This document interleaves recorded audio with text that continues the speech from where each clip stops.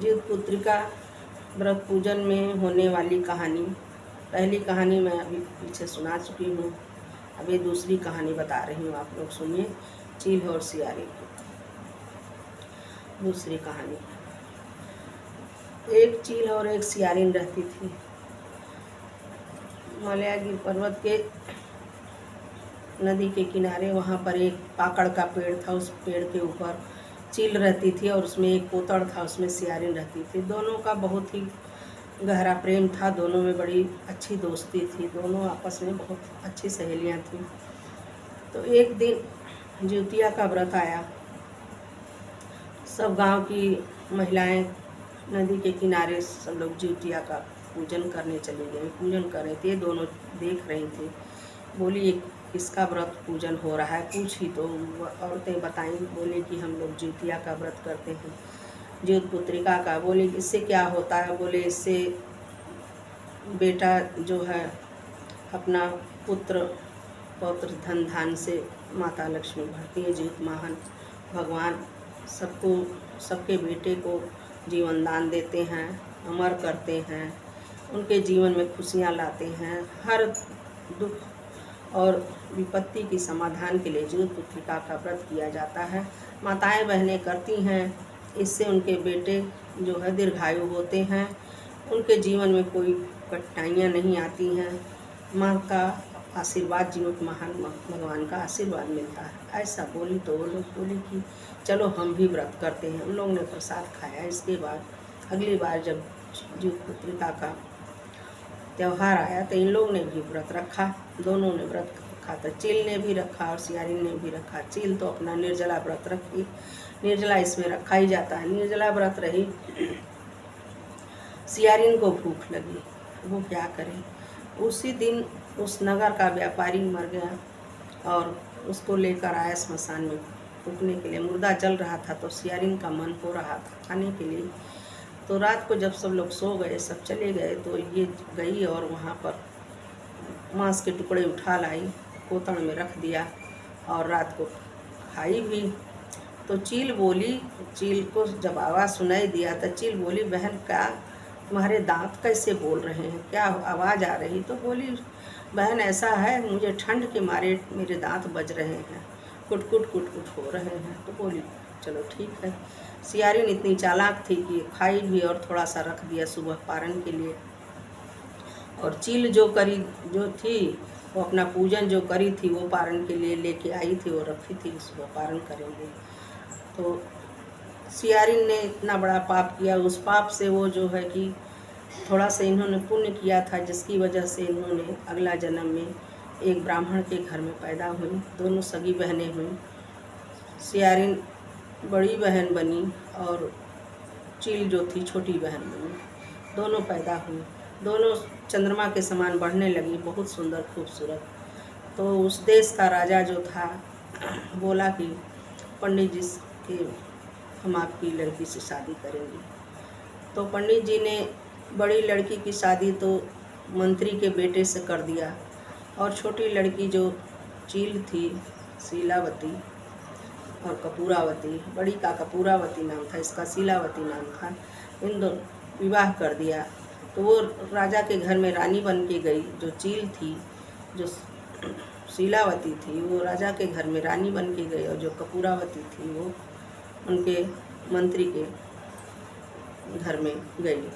सियारिन जो थी वो रानी बनी, राजा की औरत बनी, और जो चील थी वो मंत्री के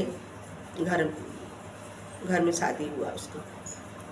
तो उसके जो है, जो शीलावती थी, उसके 7 पुत्र हुए, 7 जिंदा थे। और ये रानी के जब बच्चे होते थे तो ये मर जाते थे, बच्चे होते मर जाते थे। तो इसने ये बहुत दुखी रहती थी क्योंकि दोनों सगी बहनें थीं, दोनों में बड़ी जलन हो गई। वो जो है, जो सियारिन थी, जो राजा की पत्नी थी, वो बहुत जलती थी इससे, अपनी छोटी बहन से बहुत जलती थी। उसने क्या किया, एक दिन उसने सोचा कि इसके बच्चे मार दिए जाएं तो मेरी आत्मा को शांति मिलेगा। तो राजा से बोली, इसके बच्चों को मरवा दीजिए, मुझे बहुत जलन होती है। राजा बोले ऐसा ना करो। बोली नहीं, ऐसा करोगे तभी मैं दाना पानी करूँगी, नहीं तो मैं उठूँगी नहीं। और वो सो गई। राजा बेचारे क्या करते, अब रानी की बात रखना था। उन्होंने भेज दिया जल्लादों को कि इनकी बोली कि इनकी गर्दन काट के ले आओ, मुझे दो, तभी मैं दाना पानी करूँगी। जल्लाद ले गए जंगल में, वहाँ ले गए, उनकी गर्दन काट के और बोली कि मुझे मेरे पास लेके आना। वहाँ उन्होंने गर्दन काटी और यहाँ इन सबों ने, इसकी माँ और इसकी बहुएँ, सब बेटों की शादी हो गई थी, सब बहुएँ जितिया का व्रत कर रही थी और पूजन कर रही थी। तो वहाँ पूजा में सब बैठी थी।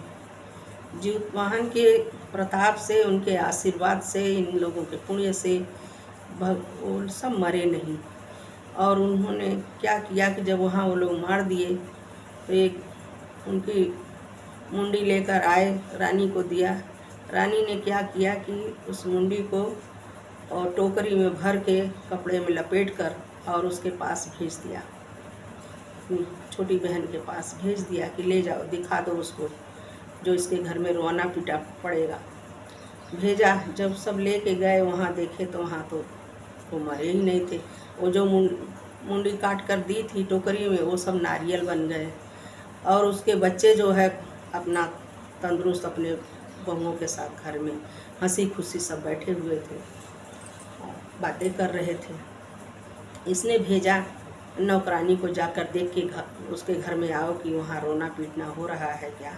वहाँ देखकर वो आई, बोली ऐसा तो कुछ नहीं, वहाँ तो सब लोग बैठे हैं, हंस रहे हैं, खेल रहे हैं।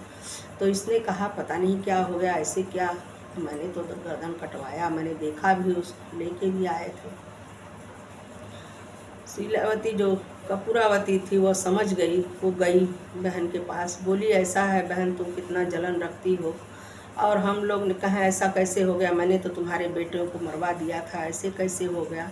बोली मरवा दिया था, लेकिन जीमूतवाहन के पुण्य से, उनके आशीर्वाद से हम लोग ने व्रत अच्छे से निभाया था, इसकी वजह से हम लोग को पुण्य था मिला। तो भगवान ने हमारी सुनी, हमारे बच्चे मरे नहीं। लेकिन तू जलन रखती है, और तूने जो है कि अपना याद करो वो समय जो तुम सियारिन थी और मैं चील थी, तू मांस के टुकड़े खाई और हमसे झूठ बोली, और मैंने तो वैसे ही एकदम साफ व्रत किया, निर्जल व्रत किया था। तुम भगवान के साथ में धोखा करी, इसके वजह से भगवान ने तुमको ऐसा किया। जीमूतवाहन से तुम क्षमा मांगो, माफ़ी मांगो, तो तुम्हारे बच्चे होंगे। तो उसने फिर माफ़ी मांगी, बोली बहन मुझे क्षमा करो, मुझसे गलती हो गई, मुझे ऐसा नहीं करना चाहिए था। ऐसा करके फिर इसके बाद जो है उसके तो अपना हंसी खुशी रहने लगी।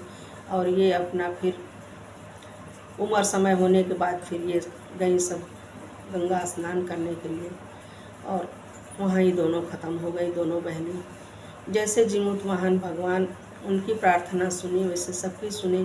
जीमूतवाहन सबके बच्चों को दीर्घायु करें, सबके बच्चों को लंबी उम्र दें, हमारे बच्चों को भी लंबी उम्र दें। प्रभु सबके संकट काटें, कष्ट काटें और गलतियों को क्षमा करें। बोले जीमूतवाहन भगवान की जय, जय का माता की जय।